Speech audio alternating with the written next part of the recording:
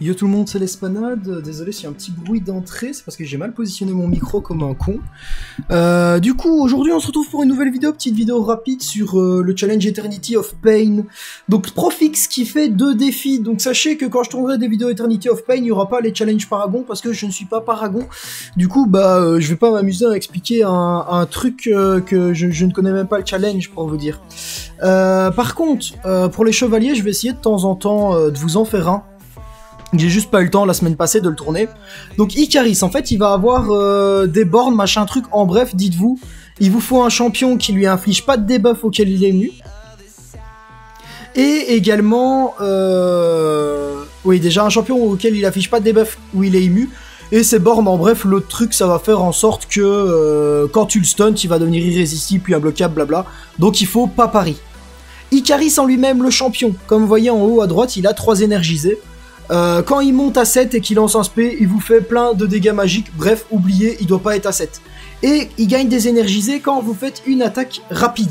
Ok. Donc ça veut dire que dans le combat, vous avez droit à maximum 6 attaques rapides. Sinon après, à chaque fois qu'il va lancer un spé, il va vous mettre des giga ratios et vous allez crever.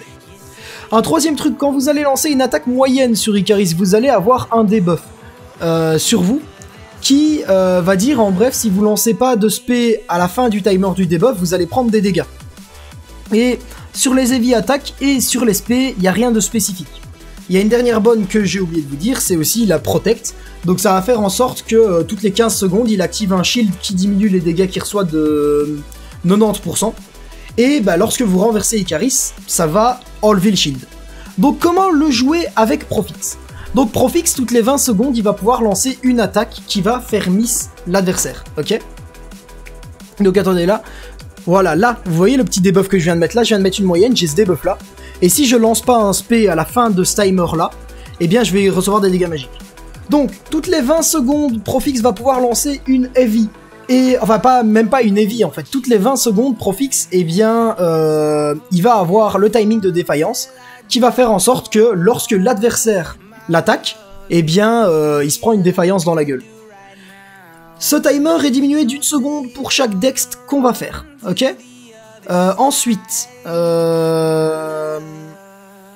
qu'est-ce qu'on va vouloir faire avec Profix du coup?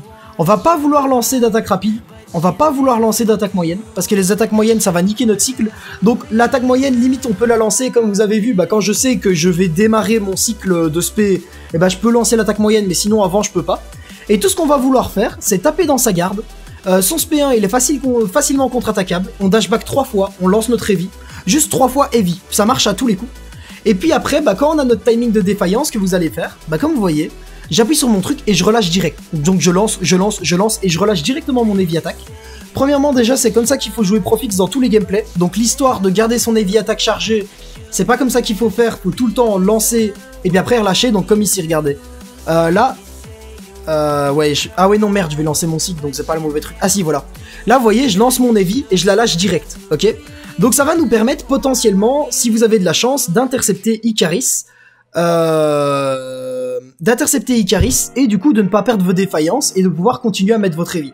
Sachant que vos heavy random comme ça vous les mettez que quand vous avez votre timing de défaillance. Et quand vous l'avez pas, vous allez dext pour régénérer votre truc et taper dans sa garde pour regagner de la distance et pas se faire coller au mur.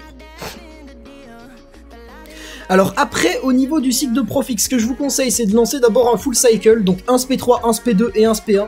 Et après, ce que vous allez vouloir faire, c'est... ici, problème, c'est que je perds mes prouesses, donc je suis obligé de lancer un SP. Mais ce que vous allez vouloir faire, c'est lancer un SP2, attendre la fin de votre timing, et puis lancer un SP1. Ok ?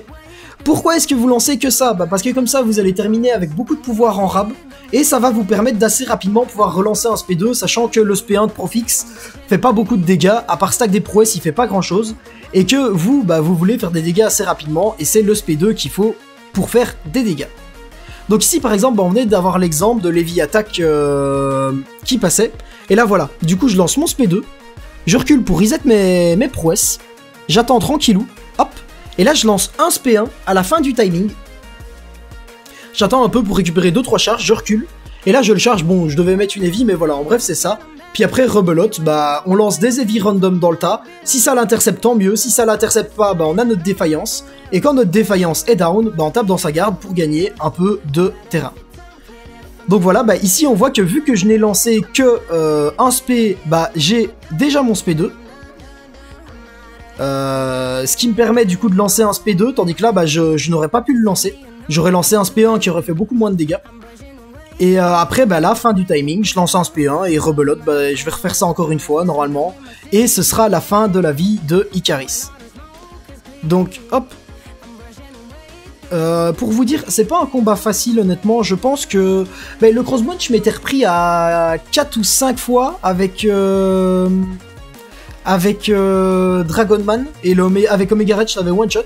Ici, je m'y suis repris, je pense, 4 ou 5 fois aussi avec Profix, parce que c'est pas non plus facile à faire comme gameplay, mais c'est pas non plus extrêmement compliqué. Parfois, bah, il faut un peu grid. Bon, ici, je grid clairement, mais c'est parce que ça va être la fin du combat.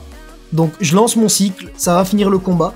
Et bah, j'espère que cette vidéo vous aura aidé à comprendre comment battre Icaris avec Profix. Sinon, il y a d'autres counters qui sont intéressants, tels que Magic, tels que Psylocke, tels que Black Widow Clairvoyante, qui passe très bien le Icaris. Et bah, on va bientôt se revoir pour une prochaine vidéo. À plus.